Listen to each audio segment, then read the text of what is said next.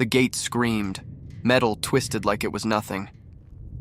The sound echoed across the Texas heat, and Dennis didn't even flinch anymore. He just spit into the dirt and shook his head. That's the third one this month.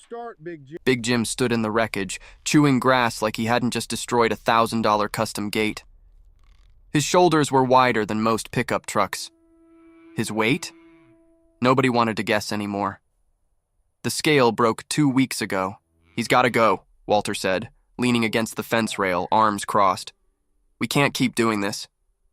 Dennis turned slow, squinting under his hat brim. You think I don't know that? Big Jim wasn't mean. That was the problem. He was just big. Too big. Born that way. Kept growing past every reasonable limit. Hello? The kind of bull that made people stop and stare at livestock shows right before they walked away shaking their heads. Wait, No profit in a bull you can't handle, Walter muttered. And he was right. The ranch had invested everything into breeding premium Angus stock. Compact, efficient, profitable.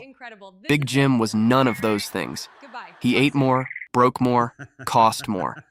Every day he stayed was another day in the red. Dennis pulled out his phone, stared at the screen for a long time. Call came in yesterday, he said quietly. Slaughterhouse in Amarillo. They'll take him. Walter didn't say anything, just nodded. Big Jim lifted his head, those dark eyes watching them both, calm, unaware. When? Walter asked. Tomorrow morning. Truck comes at 6. The sun dropped lower, painting everything orange and tired. Dennis walked back toward the house, boots crunching gravel. He didn't look back, but Walter did. He stood there watching Big Jim tear into a fresh bale of hay, powerful and oblivious, and something turned in his chest. Not guilt exactly, just waste, shame. Walter whispered to nobody. The next morning smelled like diesel and regret. The livestock truck idled in the driveway, ramp down, engine growling. The driver, a man named Eugene with a clipboard and dead eyes, checked his paperwork twice. Says here I'm picking up an Angus bull, registry number T4789. That him? Dennis glanced at the pen where Big Jim stood, calm as Sunday. That's him. Eugene looked up, then looked again. Jesus, how much does he weigh? More than your truck wants to know. Eugene laughed, but it died quick. All right, let's load him up. It took 4 men, 2 ropes, and 20 minutes of coaxing. Big Jim didn't fight. He walked up that ramp slow and heavy, hooves clanging on steel, and stepped into the trailer like he'd done it 100 times. The door slammed shut. Eugene climbed into the cab, engine roaring to life. Where's he headed? Walter asked, even though he knew. Eugene glanced at his papers one more time. Oregon. Dennis froze. What? Says Oregon right here. Some ranch outside Pendleton. That's wrong, Dennis said, stepping forward. He's going to Amarillo, slaughterhouse. Eugene frowned, flipping through the stack. I got what dispatch gave me, man. Registry T4789, destination Willow Creek Ranch, Oregon. Walter's jaw tightened. Dennis grabbed the clipboard, scanned it fast, then slower. Different bull, different number, different fate. This is a mistake, Dennis said, voice flat. Eugene shrugged. Not my problem. I deliver what I'm told to deliver. And don't deliver him. Can't do that either. Truck's loaded, fuel's burning, and I got 3 more stops today. You want him off? Call dispatch and sort it out. Dennis stood there, phone in hand, staring at the trailer. He should have called. He didn't. The truck pulled away, dust rising in the morning light, and Big Jim rolled toward a future nobody planned, 16 hours on the road. Big Jim swayed with the rhythm of the highway, hooves planted wide, head low. The trailer smelled like rubber and rust. Through the ventilation slats, he watched America blur past, flat Texas giving way to New Mexico mesas, then Colorado peaks, then high desert stretching forever. Eugene stopped twice for fuel, once for coffee that tasted like disappointment. He didn't check the paperwork again. Why would he? Willow Creek Ranch sat 40 miles outside Pendleton, Oregon, where the land rolled gentle and the sky felt bigger than it had any right to. No sprawling operation, no fancy signage. Just a weathered barn, a modest house, and a woman standing in the driveway with her arms crossed. Nancy heard the truck before she saw it. She stepped out of the barn, wiping grease off her hands with a rag that had seen better decades. Harold was somewhere in the back pasture fixing a water line that kept freezing overnight. Just the two of them running the whole place. The livestock truck rumbled up the gravel drive, brakes hissing as it stopped. Eugene climbed out, stretching his back. "You, Nancy?" "That's me." "Got a delivery for you." He walked to the trailer, unlatched the back. "One Angus bull, registry T4789. Nancy's face went blank. "I didn't order a bull." Eugene pulled out the clipboard, squinting at it like it might change if he stared hard enough. "Says right here, Willow Creek Ranch, Nancy Hartman. That's my name. That's my ranch." She stepped closer. "But I didn't buy any bull." Eugene shrugged, the universal gesture of a man paid to drive, not solve problems. "Look, lady, I got 3 more stops and this guy's been on the road since yesterday. You want him or not?" "I'm telling you there's been a mistake." "Then call whoever sent him and straighten it out. I can't take him back without authorization." Nancy opened her mouth to argue, then stopped. Because the trailer ramp dropped and Big Jim stepped out into the Oregon afternoon. Massive, shoulders like boulders. Frame so wide he barely fit through the gate. He moved slow, careful, like he knew his own weight could crack the earth. Nancy just stared. "Holy hell," she whispered. Eugene handed her the clipboard. "Sign here." "I'm not signing for a bull I didn't order. Then he stays in my trailer. And I charge you storage fees until somebody figures this out." Nancy looked at Big Jim. He stood there in the driveway, utterly calm, watching her with dark, patient eyes. "You shouldn't be here." She thought about the foreclosure notice she'd burned last year. The divorce papers that came with a lawyer's apology and nothing else. It's official. The nights she sat in this barn wondering if she'd made a terrible mistake trying to start over. She thought about second chances, and she signed. Harold came back an hour later, muddy to the knees, and stopped dead when he saw Big Jim standing in the holding pen. "Where the hell did that come from?" Nancy leaned against the fence, arms crossed, half smiling in a way that looked more tired than happy. "Paperwork mistake. Supposed to go somewhere else. And you kept him?" "Didn't have much choice." Harold walked a slow circle around the pen, taking in every impossible inch of the bull.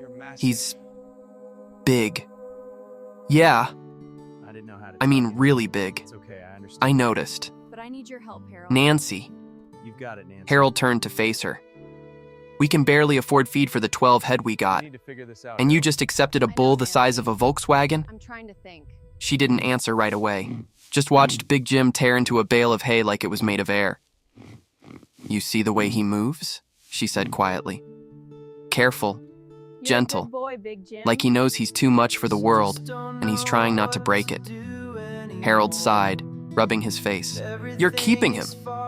"I'm keeping him. Even though we don't know where he came from, who owns him, or what we're supposed to do with him. Especially because of that." Harold stared at her for a long moment, then shook his head, grinning despite himself. "You're out of your mind." "Probably." He turned back toward Big Jim, hands on his hips. "All right then. Let's see if we can figure out who this guy belongs to before somebody comes looking." Nancy pulled out her phone, dialed the number on the shipping invoice. 3 rings, then a voice. "Dennis McCall." She paused. I know what "Hi. I saw. This is Nancy Hartman. I think you sent me a bull by mistake." Silence on the other end. Then, slow and careful. "What bull?" "Big one. Angus. Registry number T4789. Another pause. Longer this time. "Ma'am, that bull was supposed to go to a slaughterhouse in Amarillo." Which hospital? Nancy felt Is something she okay? cold settle in her I chest. understand. I'm here now. But he didn't. Wait, "No?" what? Dennis said quietly. "He didn't." No. Nancy stood in the barn, That phone can't be pressed to her right. ear, listening to a man she'd never met explain how a bull ended up in her driveway instead of dead. What is "So going let me on? get this straight. she said slowly. Your bull was going to slaughter. Hey, Mine was coming here, okay? and somebody mixed up the numbers. That's about it, Dennis said. I don't know His what voice to sounded do. like gravel and exhaustion. Where's my bull? Silence. Mr. McCall, where is my bull? Amarillo, he said Figure finally. it out together, Nancy. Processing facility called 2 hours ago. Asked why we sent them a 1,200-pound Angus instead of the one on the manifest. Nancy closed her eyes. Her bull, the one she'd saved for. The breeding stock she needed to make this whole operation work. Gone. Can you get him back? Already processed. The words hit like a hammer. She didn't speak for a long time, just breathed, in and out, trying not to scream. So what now? She asked, voice tight. I'll buy him back from you, Dennis said. The big one. Big Jim. Why are you double what you paid for your bull? Cover shipping, and we'll send a truck to pick him up. To take him where? Dennis didn't answer. Mr. McCall, to take him where? To where he was supposed to go. Nancy looked through the barn door at Big Jim standing in the pen, head down, chewing hay in the golden afternoon light. No, she said. Ma'am, I said no. You don't understand. That bull is worth more alive than dead, Nancy cut in, her voice hard now. And I'm keeping him. Dennis exhaled slow, like he'd heard this argument before and knew where it ended. Miss Hartman, Big Jim isn't a pet. He's 1,500 pounds of operational nightmare. He breaks everything he touches. He eats like 3 normal bulls. He's mine now. He'll bankrupt you. Then that's my choice to make. Silence stretched between them. 2 strangers connected by a mistake neither one asked for. I'm sorry about your bull, Dennis said finally, and he sounded like he meant it. Me too. The line went dead. Nancy stood there, phone in hand, staring at nothing. Harold appeared in the doorway, holding 2 mugs of coffee. Well, we just bought the most expensive mistake of our lives, she said. He handed her the coffee, leaned against the doorframe. Could have been worse. How? Could have been 2 bulls. She laughed despite herself, sharp and bitter and real. That night, Nancy couldn't sleep. She sat on the porch in an old jacket, watching the stars punch holes in the Oregon sky. The ranch was quiet except for the wind and the occasional sound of cattle shifting in the pasture. Big Jim stood alone in the holding pen, a dark silhouette against the fence line. Too big to fit in with the others yet. Too different. Harold stepped out onto the porch, handing her a blanket. What's going on? You gonna tell me what you're thinking? I can't say here. I'm thinking we just lost everything we saved for, she said, and I'm thinking I don't regret it. Harold sat down beside her, silent for a moment. You see yourself in him, he said quietly. Nancy turned to look at him. What? Big Jim, you see yourself. Somebody the world didn't have room for. I don't know where to start. Somebody who broke things just by existing. She looked away, jaw tight. That's not... It's exactly it, Harold said, not unkindly. And that's why you're keeping him. Because nobody gave you a second chance when you needed one. So you're giving him what you never got. No, this isn't right. Nancy Something's didn't answer. definitely missing. Just pulled the Wait, blanket what's tighter this? and stared at the This bull changes standing everything. alone I in the need to get this dark. to him now. The next morning, she called her bank. Let's get this done. I need to know how much room I have left on the operating line. The voice on the other end I hesitated. don't understand these numbers. Miss Hartman, you're already at There has to be a way to fix 87%. this. I know. Any more and you'll trigger a review. I understand. What is all this, Nancy? Are you sure you want to? Like you don't I'm know, sure. Harold? She hung up, opened her laptop, and started running numbers. Feed costs, vet bills, I know. fence reinforcements, figure this equipment out together. repairs. Every scenario ended the same way, barely breaking even, assuming nothing else went wrong. And things always went wrong. Harold walked into the kitchen, saw the spreadsheets, and stopped. Nancy? I know. Decided to sell the farm. We can still send him back. We can't. We literally can. One phone We call. can keep this up. She looked up at him, Find a way, eyes we steady. always do. The Would you? perimeter is too open. He held her We need to gaze for a fortify long the moment, West Ridge. then shook his Exactly. head. If we move now, No, We can he admitted. secure the choke point. I wouldn't. Then we know make it exactly work. what they're planning. Harold poured I have himself the answer coffee, we need. sat down across from her. Absolutely. All right, I ain't so sure what's the about plan? this. Nancy closed the laptop, leaned back in her chair. We treat him like an investment, not a liability. How? We prove he's worth keeping. I ain't Show buying people it. that size isn't a flaw if you know how to Yeah. use it right. And how do we do that? You shouldn't have Nancy to do this smiled, alone. slow and sharp. I know, but I'm We worried put it's him to the only work. way. The first test came 3 days later. A rancher named Arthur drove up have from to go 2 in. counties over, truck rattling, Arthur, skepticism it's written your all business. over his weathered face. No, Harold. He'd Now's heard the about time. Big Jim through the All right, he's just grapevine. inside this Small pen. ranch communities talked, Impressive, even and a from bull around here. that size was worth Watch the talking about. horns. You just need to You're the listen one to with the Big Jim. giant, Arthur asked, stepping out of his truck. Nancy wiped her hands on her jeans. That's us. I'll be honest. I came to see if the rumors were true. You're a They magnificent probably beast. are. Harold led Arthur around the barn to where Big Jim stood in the Big Jim, reinforced pen indeed. they'd built. Double rail fencing, steel posts sunk 3 Look feet at those deep. shoulders. Arthur stopped walking. He's a powerful one, isn't he? Mother of Yes, God. he is. Big Jim lifted Plan his is head, simple, chewing we agree on slowly, Big Jim here. utterly We unbothered can by the double our yield attention. within 2 years. I like How much the does he sound of weigh? He's a good Arthur boy. that. asked. He sure is. We don't know, Nancy admitted. Scale won't hold him. Arthur walked closer, examining Big Jim like he was a piece of machinery. The bull's shoulders, his frame, the sheer density of muscle under that black coat. I've been waiting for What are you Big planning to Jim. do with him? Breeding, Nancy said. All right, Strong let's do genetics. this. Calves that can handle rough terrain, harsh winters. Size isn't a flaw if you're raising sure about cattle this? for endurance Yes. instead of speed. There's no other way. Arthur raised an You eyebrow. have to do it. That's a gamble. Everything worth doing is. He considered that, arms crossed, staring at Big Jim. I got a Hereford heifer that's been too stubborn to settle with my bulls. She's big, strong, needs a match that won't get pushed around. Nancy felt her pulse quicken. You want to try I Big needed Jim? that. If he's gentle as you So say. peaceful in here. He is. Arthur I think looked at that's a Harold. fair offer.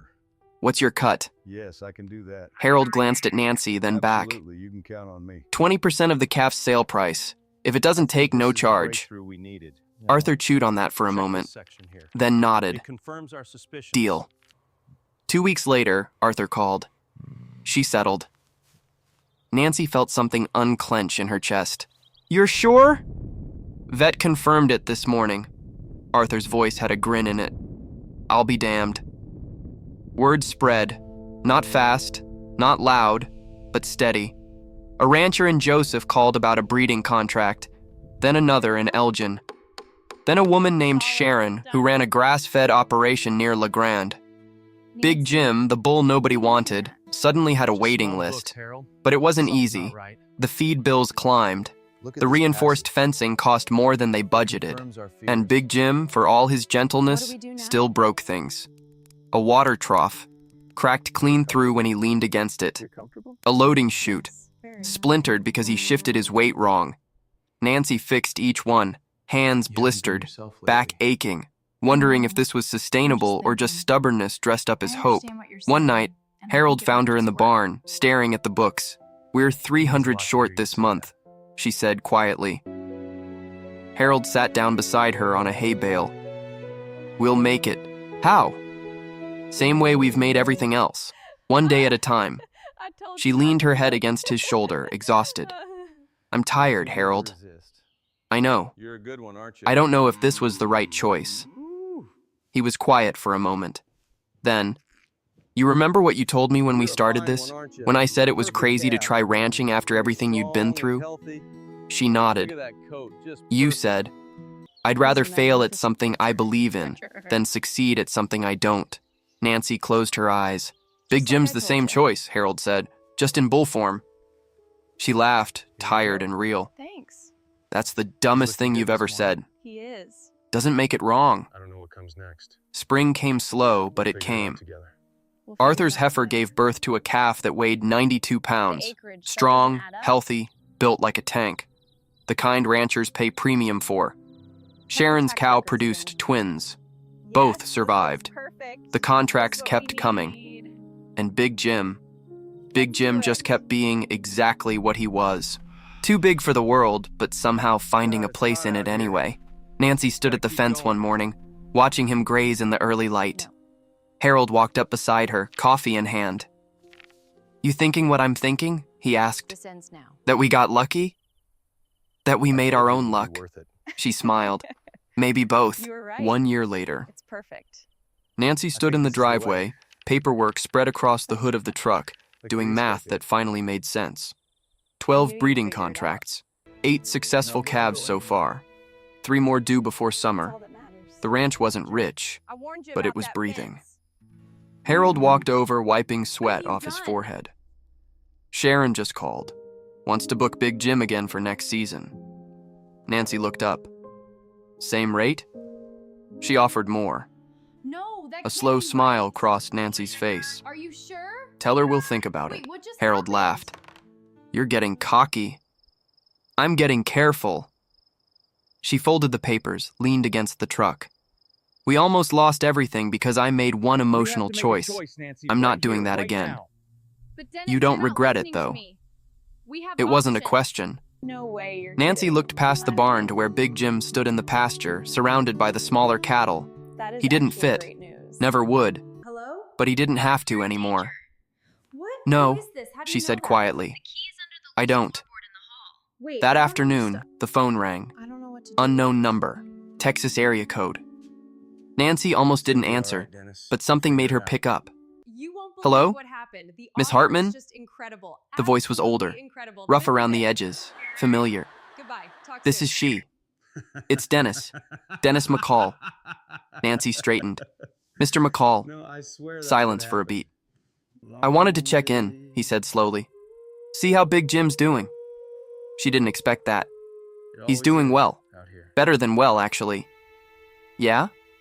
Dennis sounded genuinely surprised. "What are you doing with him?" "Breeding program. Turns out there's a market for cattle built like mountains." Dennis laughed, short and sharp. "I'll be damned."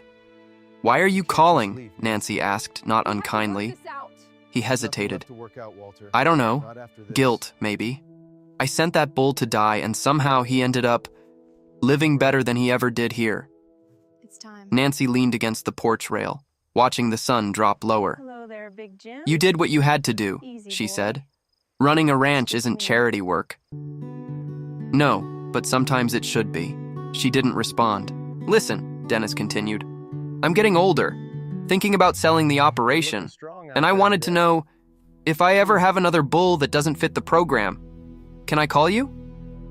Nancy felt something shift in her chest. They're all settling in. "You nicely. serious? A perfect spot. Dead to watch the end of serious. the day. You proved something with Big Jim. That value isn't just about profit margins." She smiled. "I'll think about it."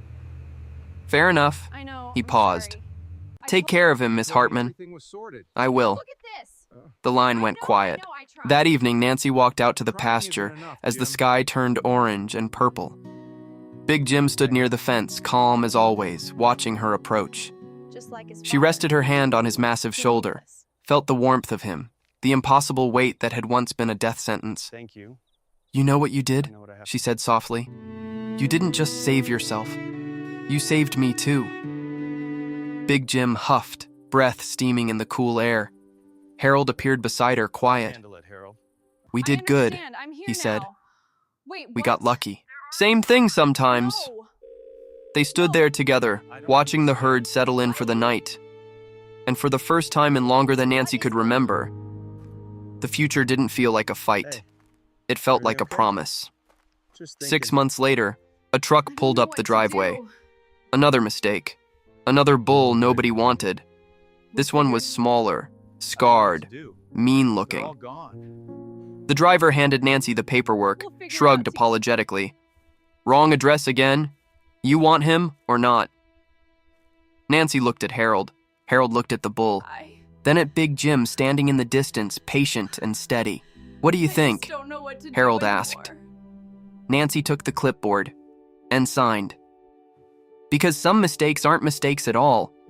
They're just second chances wearing the wrong label.